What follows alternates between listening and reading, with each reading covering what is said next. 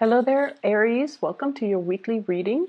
So, as I mentioned with all the other signs, this is going to be, so I'm getting these out hopefully early for you guys. So enough about that. Let's go into your reading for this week or the next 2 weeks. First of all, when I was shuffling out the cards, I see this bell, and it's huge. It's a really big golden bell, and it has like a little bit of a stand, so it's kind of hanging on this stand. And I see mountains on either side of it, and somebody comes up and rings the bell, like they pull a string, and then the bell kind of I guess wobbles back and forth, and then it makes a ringing sound, a huge ringing sound. And then it zooms out, and there's like the ocean, and I see a bunch of dolphins just kind of gliding across the water, going towards the bells. So that's the message, that's the image that I was getting. And instinctively, the message that I got was, dolphins are really, really smart animals, and they know how to communicate with each other. And the fact that they're all converging and moving in one direction towards towards something that's guiding them towards the bell. And bells in general usually signifies to me messages, communication, and especially it's a signal that something is coming in, somebody's coming in, some messages are coming in, and things like that. So I feel for many of you, if you have been waiting around for a situation, the bells signify to me that it's going to get resolved, and there's going to be communication regarding whatever it is that's weighing heavily on your mind. So, first of all, from the spread, what I feel is there's a love connection here. And I do feel like an Aries dealing with another fire sign. Okay, so an Aries, Sagittarius, Leo, and another Aries.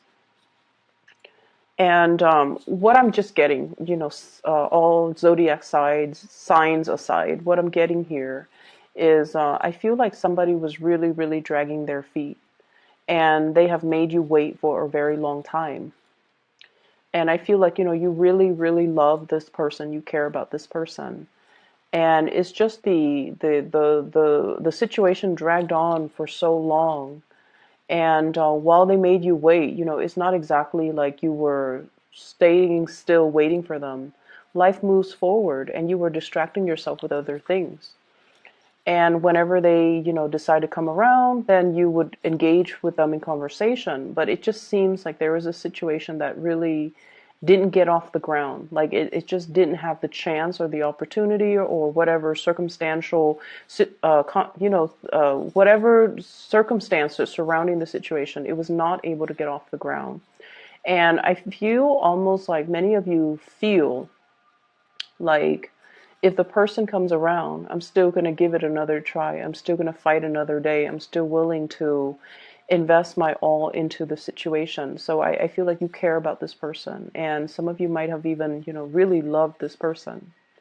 And what I'm getting is I feel like this person is either intimidated by you or they're dealing with trust issues where they're not able to give you their heart, or they feel a little bit scared about engaging with you or connecting with you or being in a relationship with you. Okay, so there's some fear here that I'm picking up. And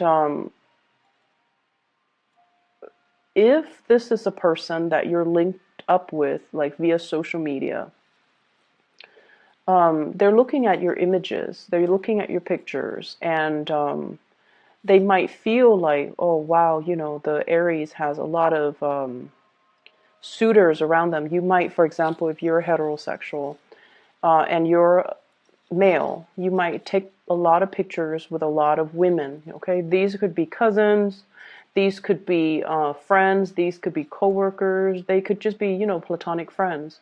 But without the context, without knowing your personal life, and someone just scrolls through your social media and they see all these pictures of you and, you know, the opposite gender, and they could jump to conclusions and think that you are not available, you're dating somebody, or you're dating a lot of people, or you're just you know,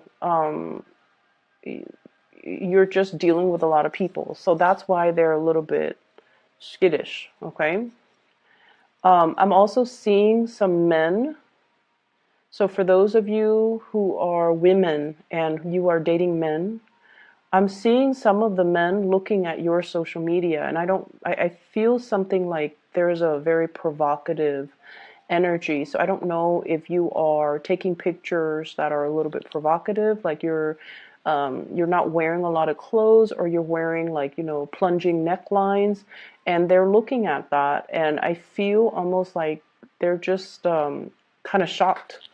Okay, like they didn't expect that. I'm also seeing that for them. So if you're female dating men, the men are looking at your profiles or looking at your pictures, and I'm seeing a lot of chest. You know, like bearing your chest or wearing clothes that are very revealing when it comes to cleavage, when it comes to things like that. And so it might be a little bit of a turnoff to them. I'm not saying not to do it. You do whatever rocks your boat. But I feel like if you're dealing with somebody and they're just kind of very distant, or, you know, after they connect with you via social media, they became a little bit distant, it's because I feel like they are very modest. I'm seeing somebody who is a little bit more conservative, a little bit more modest when it comes to their bodies, when it comes to, you know, sexuality, when it comes to like what to reveal to the public. So for example, they might even think that, you know, wearing a bikini and showing that to the world is not appropriate. So that's how modest they are. Or they might even feel like, you know, showing a lot of legs, or showing a lot of cleavage, or showing a lot of arms, like whatever it is, I feel like there's something about somebody looking at pictures of you, and then being a little bit kind of like, oh, I'm not really sure if that's appropriate. So that's what I'm getting. Then I also feel like if you're posting pictures with a lot of other people, they might hesitate, and they might even think that you're, you know, not. They might even feel like you're not single, and so they might not want to pursue things. This person is quite a catch in your eyes. I feel like you really like this person, and you like the fact that, you know, they're very serious minded is what I'm getting. Like they're all about, you know, they communicate very well. I feel like they're intelligent. They're very self-sufficient. They're very financially stable. They're a good person. Like you, it would be, you know, somebody that you want to take home to meet the parents. You want to bring around your siblings. You wouldn't mind bringing around your kids. Like it's someone who's very solid, who's family oriented. There's a sense of modesty about them that you find very refreshing. And I feel like this person is a very good catch. And that's why you're just like, if they engage with me, if they show me their intentions, or if they come back, then I definitely would give it another go. But in the meantime, I definitely feel like, you know, you're not keeping yourself stuck just waiting in suspension for this person to make up their mind. So there is a slowness here. It can be a little bit frustrating. And I also feel like, you know, if someone makes you wait for so long and they're not giving you like clear, concise messages, or clear and concise direction or intentions, it can feel like the love is starting to kind of trickle out. Okay. It's like it's running low on love, it's running low on passion. But I feel like you're still willing to give this another go. Um, I'm also feeling as well, for some of you, especially if you share children with, you know, an ex. There are situations here where I feel my advice for you is, you know, don't be on the defensive when communicating with the ex.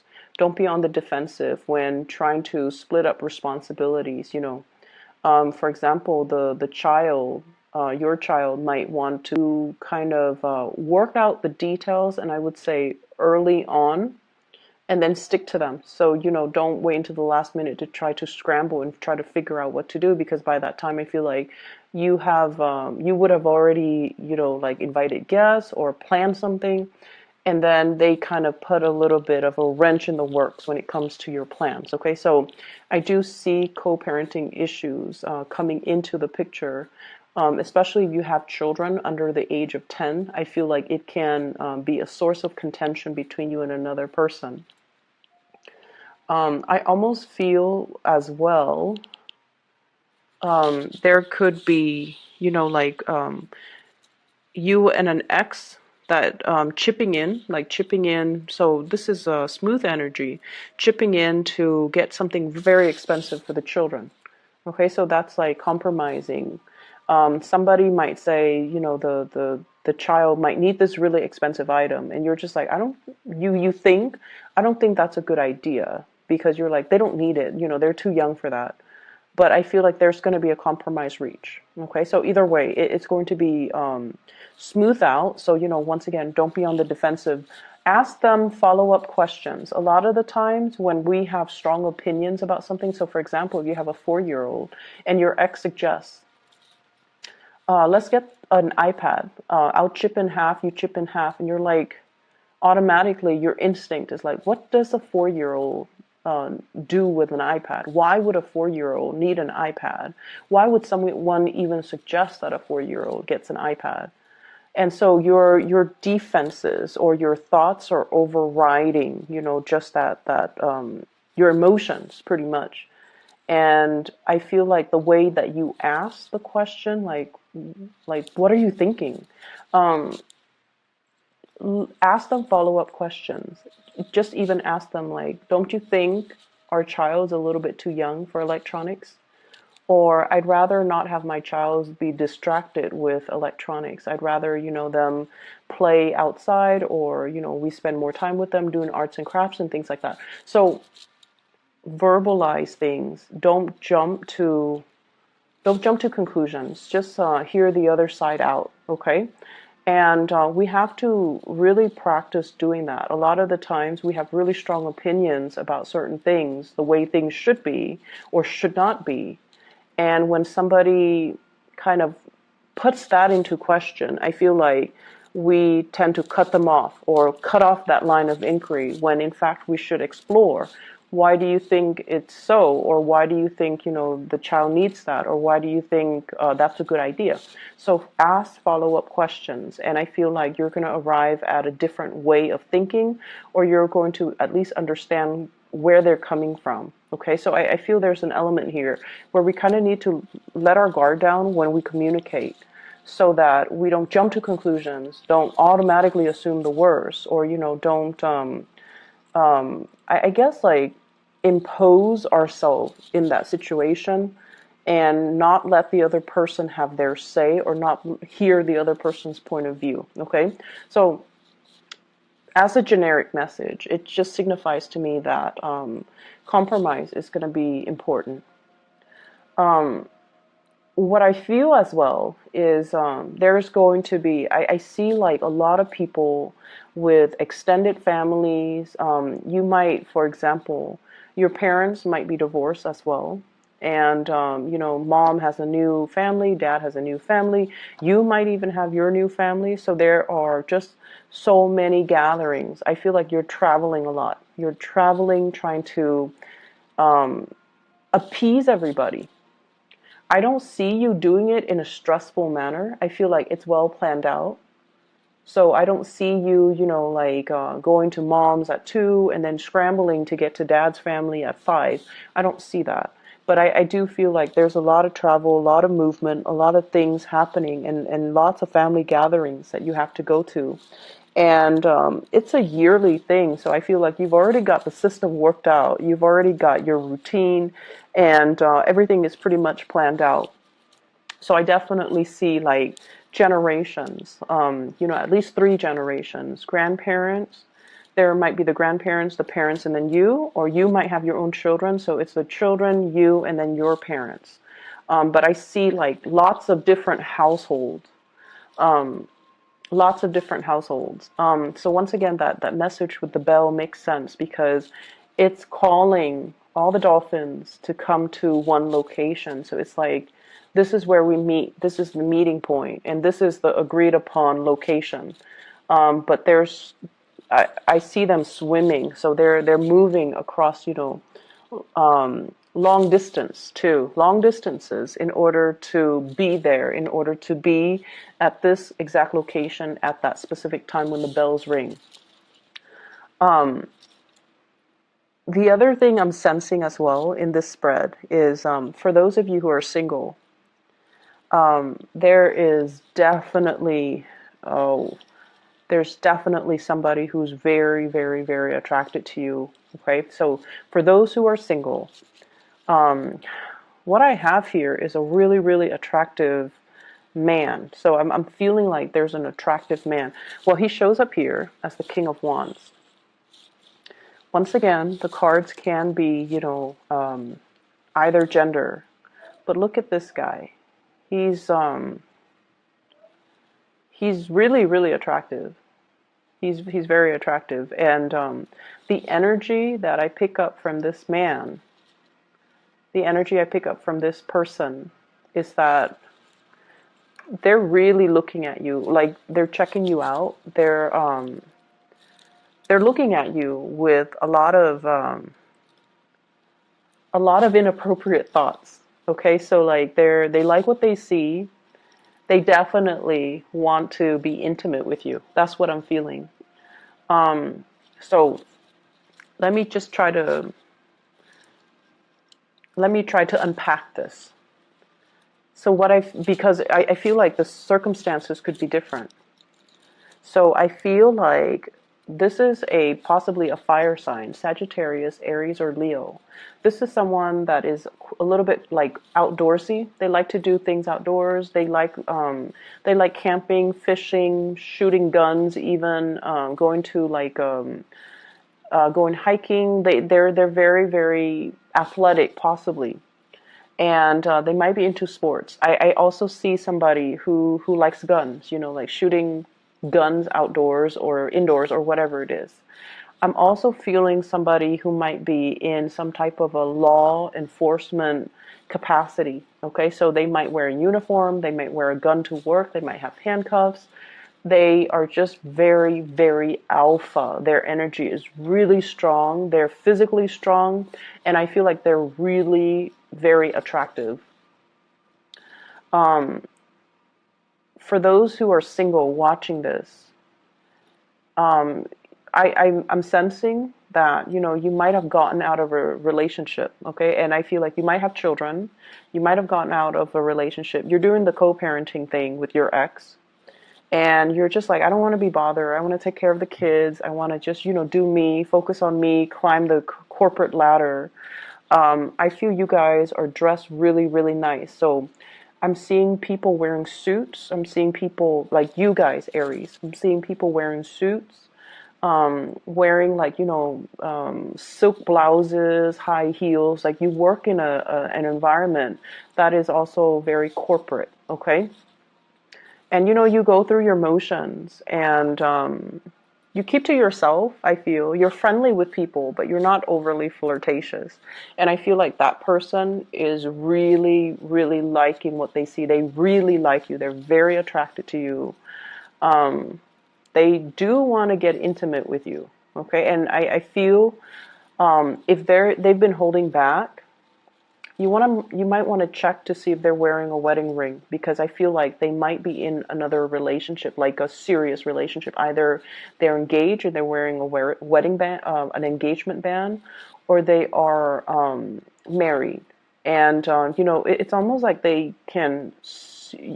You feel it too when you're around this person. I do see like really, really strong magnetism with this person, and it's almost like they're undressing you with their eyes. It's very inappropriate. Or I don't think they're being inappropriate, but like you can feel it because their desire is very strong. But I feel like they hold back because they're in another relationship. Okay, so I see the single Aries, and I see this person who's really attracted to you.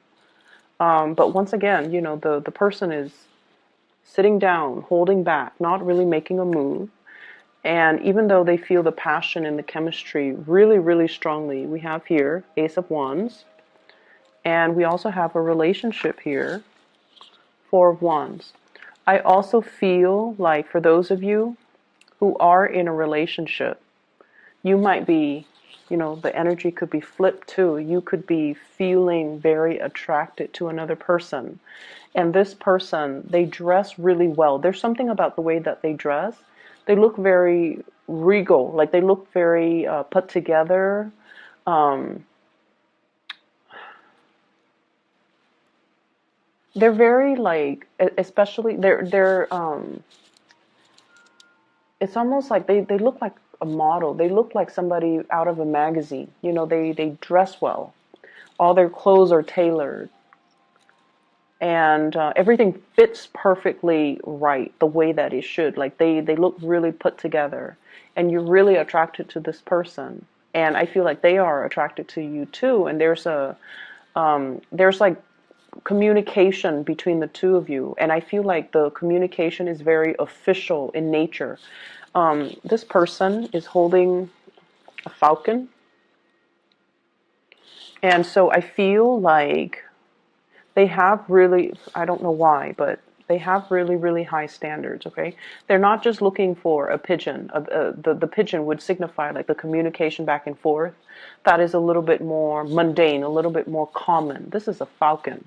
This is a rare bird. This is a rare species, and this is somebody who likes the exotic. Okay, so I feel like they're very, very picky about who they get involved with. And the Nine of Pentacles is usually the bachelor or the bachelorette. It's somebody who's single, and until they are 100% sure that they want to be with somebody, that's when they're going to stop being single. Okay, so it's like somebody with high standards.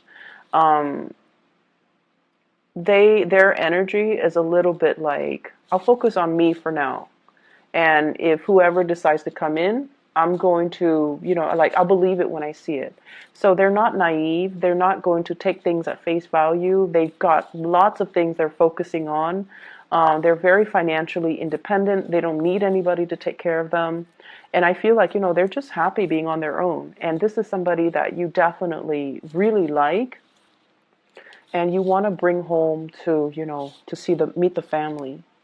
And so there is that element here about really strong attraction between two people.